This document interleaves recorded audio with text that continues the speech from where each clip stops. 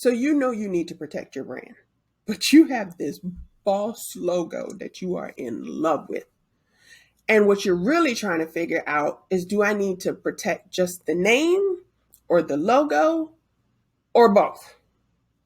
In this video, I'm going to help you make sense of what you need to register and when. Ready? Let's go.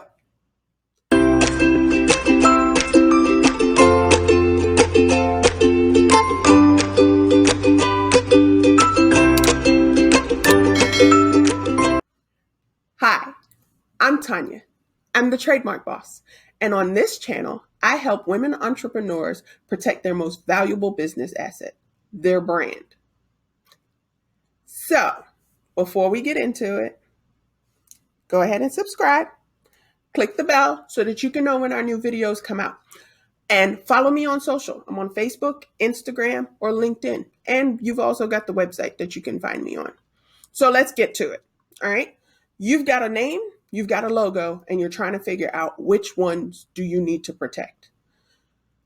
I get this all the time. And the short answer is protect them both if you can afford to. But let's be real. You're building up your money and you really need to figure out what is it that you have to do right now until you can do what you want to do later.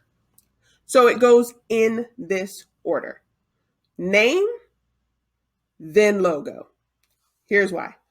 The name is what matters most. Can you build this brand? If you look at all the other videos that I have on this channel, we're talking about protecting your blood, sweat, and tears. We're talking about protecting the thing that you have poured your money, your time, your effort, your dreams, and everything into. That name is the most important thing, because if you can't protect that name, you've wasted your time, your money, your effort, and your tears. Okay? So the name is the most important thing. That is the very first thing you want to try to register.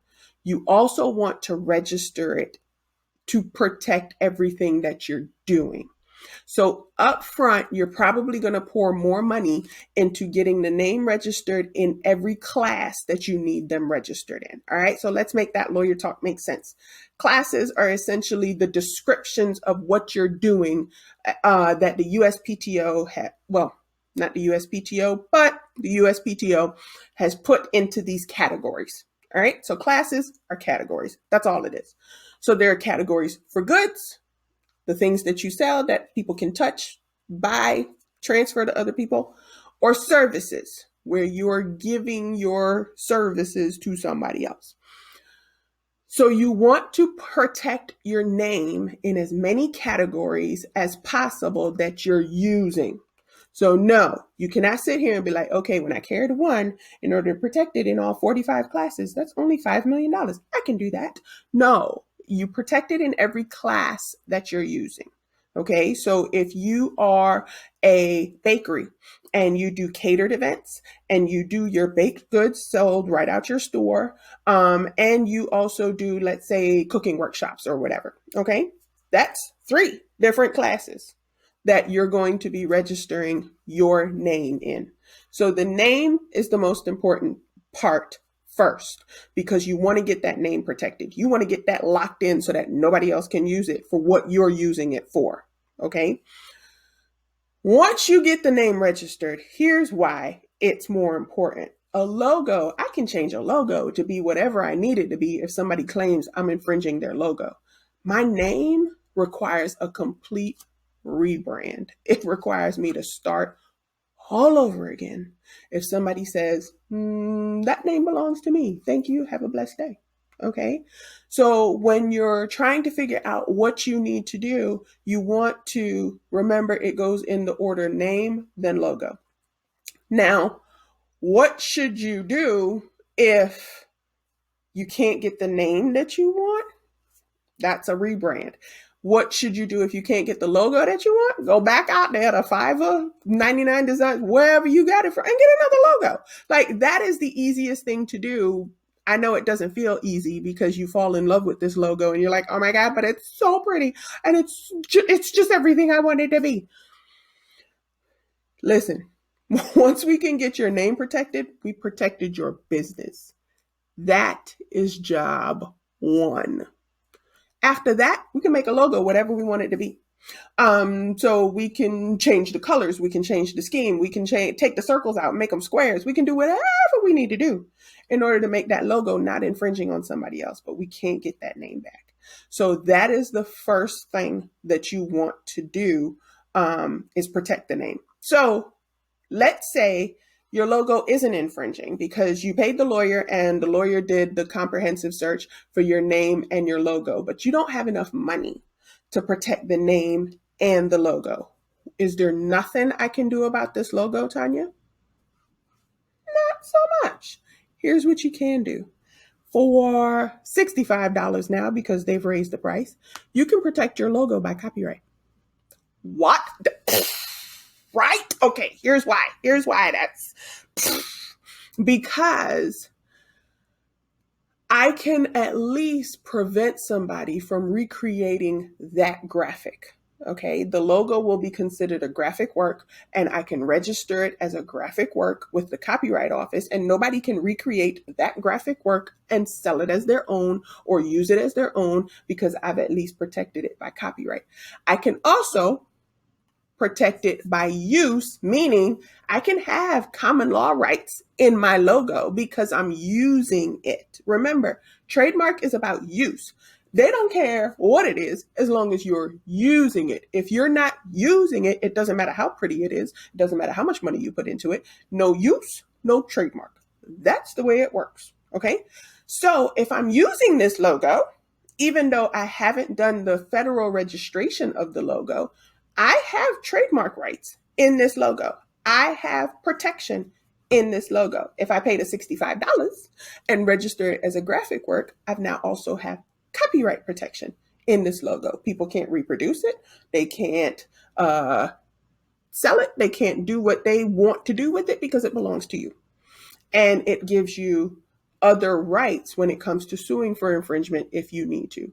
So just because you can't pay what it costs in order to protect your logo with a federal trademark registration doesn't mean you can't protect your logo.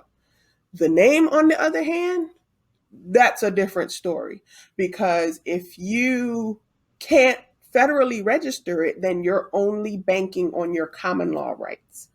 And common law rights only go so far. Remember, common law rights are not national.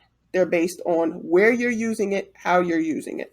So you want to make sure that you can protect the thing that matters most, the broadest, and protect it first. The logo we can protect in other ways while we get our paper up so that we can now go back to the lawyer and say, hey, now I'm ready to register the logo in all 45 classes. No, you're not. Nobody's going to register the logo or their name in 45 classes. Well, I shouldn't say nobody, because Starbucks amazes me every freaking time. Did you know Starbucks is a financial institution? Okay, yeah. So you want to make sure that you're protecting this name first, logo second. If you can do them both, because some lawyers, like I do, offer a package when my clients do the name and the logo at the same time. Now, here's something I want to explain while we're talking about names and logos, all right? There are different types of marks. There is what we call a trademark, which we use that word interchangeably for every single mark in the general public. But for lawyers and the USPTO, a trademark is a mark that is associated with goods. So these are products that you're selling that people can buy. They're tangible. They can touch them. They can have them. They can walk out the store with them. Okay. That is technically what a trademark is. Then there is a service mark. That is what you are doing when you are protecting a brand name for services you provide. For example, the Trademark Boss. I filed my registration for a service mark for the Trademark Boss. Okay. Then there's a design mark. That's the logo. Okay. The design mark is the way that it's presented. It's the graphic. It's the logo. That's what it is. So I provide a package when someone is doing the trademark and the design mark, or the service mark and the design mark at the same time. They are two separate applications. If you're going to DIY this, know that they are two separate applications for the USPTO. The name is one application in all the classes that you need to register it in. And then the logo is a separate application for all the classes that you need to register it in. So when you're getting ready to try to figure out how to protect yourself the broadest in the most cost efficient manner to start, protect the name first. That is the most important thing. If we get the name, we can fix everything else and do everything else that we need to do. If we don't have the name, we got to start all over. Then protect the logo, and everything has use rights attached to it once you start using it. But the registration broadens those rights to the entire country. Okay. All right. So if you like this video, I've got more where that came from. I explain whether or not you need a lawyer, why you should use a lawyer, things you need to do before you even talk to a lawyer. I also talk about, copyright and what's protected, what's not. So go check out the channel and see if there's any other way that I can help you. And I'll see you over there.